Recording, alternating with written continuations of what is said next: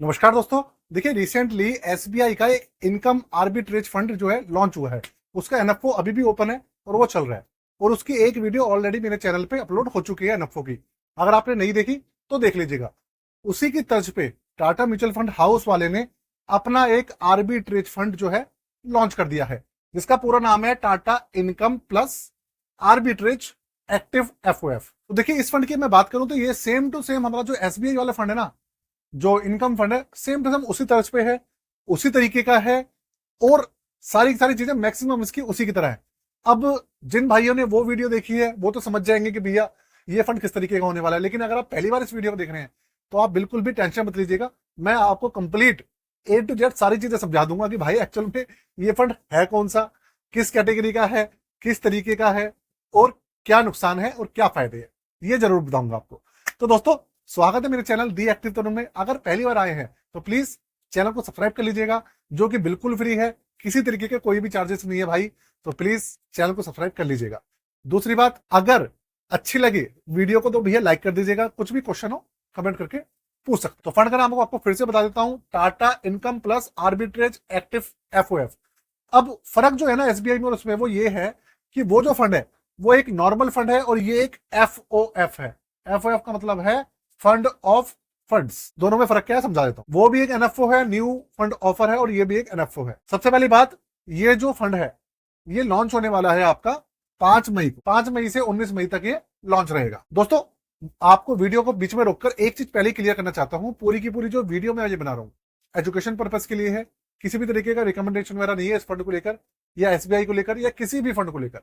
Stock market के products है, हमारे रिव्यू करना बनता है, आपको समझाना, आपको बताना उसके बारे में बनता है। तो हम अपना जो है हमारा दायित्व है वो कर रहे हैं।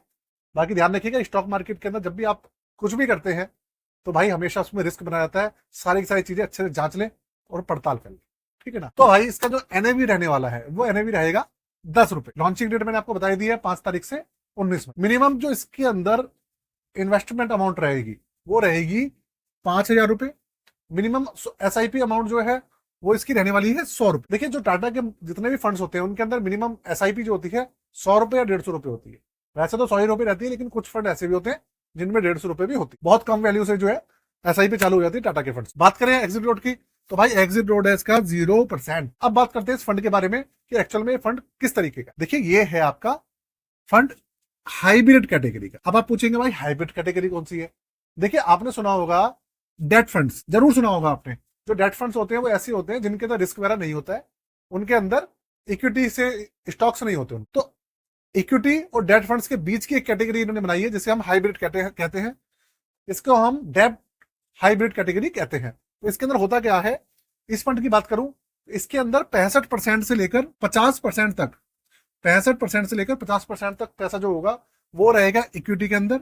इक्विटी का मतलब इसके अंदर स्टॉक्स शामिल होंगे और स्टॉक्स में भी मैक्सिमम लार्ज कैप रहेंगे। और आपका जो बचा हुआ 35% से लेकर 50% तक का जो पैसा बचा है वो आपका रहेगा डेट फंड्स के अंदर। अब आप पूछेंगे भाई डेट फंड्स कौन से होंगे, एक्चुअली में डेट्स में आता क्या है, जिन लोगों को नहीं पता। तो देखिए जो डेट फंड्स होते हैं उनके अंदर आता है जो हमारी स्टेट गवर्नमेंट्स होती है, हमारी सेंट्रल गवर्नमेंट है, हमारी कंपनीज होती है ना, वो क्या करती है, उनके बॉन्ड्स होते हैं, उनके ऐसे प्रोजेक्ट चल रहे होते हैं जहां पर उनको पैसा चाहिए होता है।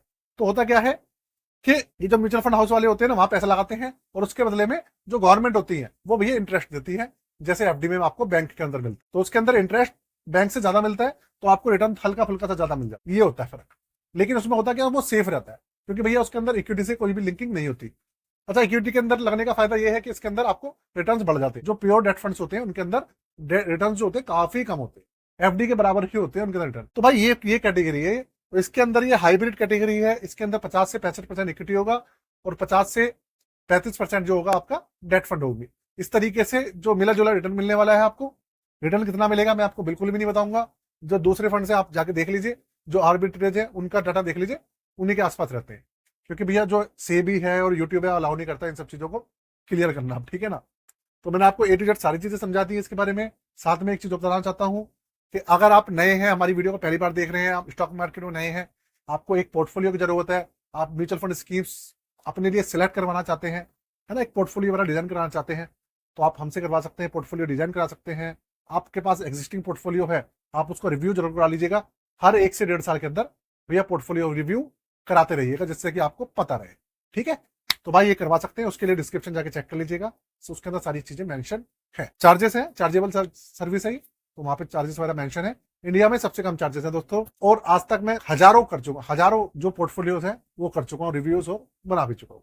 आप देख रहे हैं लंबे समय से मैं यही काम कर रहा हूँ, और भैया आप लोगों के लिए आपकी सेवा में लगा हुआ हूँ। तो दोस्तों आज के लिए इतना ही। जय हिंद, वंदे मातरम।